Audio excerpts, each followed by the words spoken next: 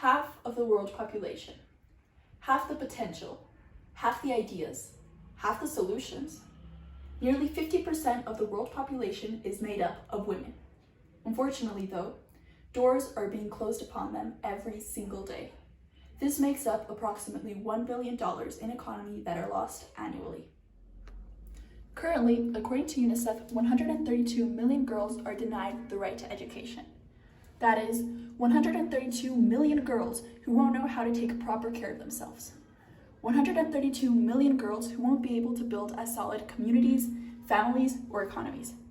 132 million girls who could have become scientists and cured cancer, physicists and uncovered new theory, artists and developed a new technique. 132 million girls whose opportunities were stolen right underneath their noses.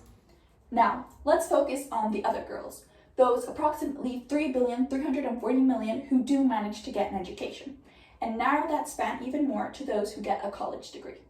On average, they would make 77 cents for each dollar a man in the same position makes. That's 23% less. This inequality can make women feel badly about themselves. It can make them feel like their efforts go by unnoticed. More importantly, these feelings that they have are the reality of how their coworkers view them, how their superiors view them.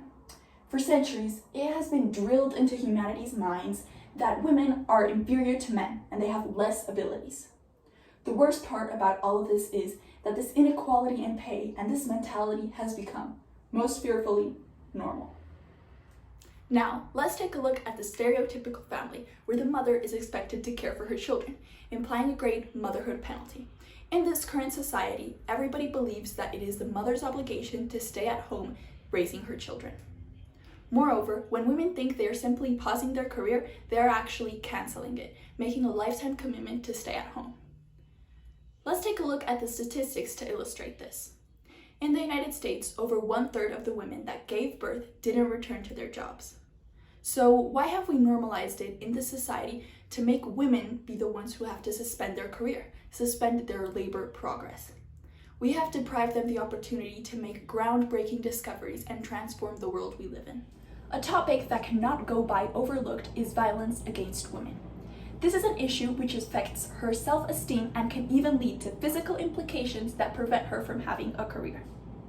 This is a very broad aspect which includes all sorts of things, like rape, to female genital mutilation, to early forced marriage, to emotional control, to coercion, and even emotional abuse.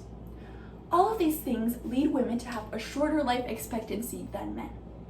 In addition, 38% of the women murdered globally were done so by their partners.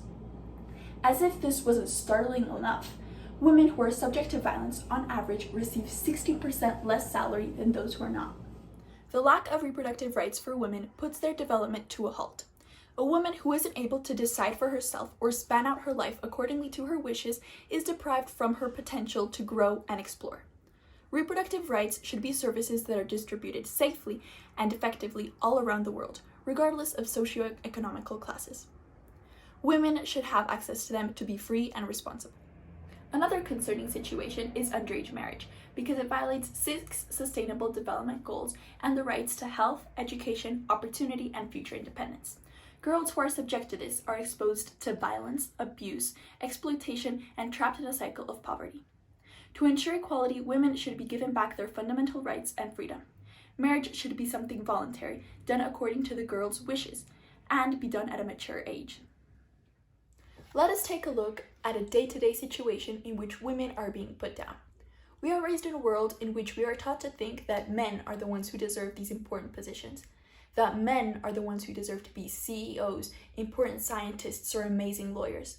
I mean, just take a look around. We are in a world where being a woman and choosing a prestigious career path is considered bold. A society that fails to harness the energy and creativity of women is at disadvantage in the modern world. Théa. Women could be doing so much more, achieving so much more if only the world let them. No, don't look away. Don't pretend you don't know this is going on, and don't ignore the issue. Most of all, don't continue contributing to the inequality by making sly jokes or remarks in the simplest ways that put women down. Tackling these problematics will lead to a better economy and a more prosperous world in every aspect. So now I ask you, powerful men in the world, CEOs and world leaders. Are you willing to take this step?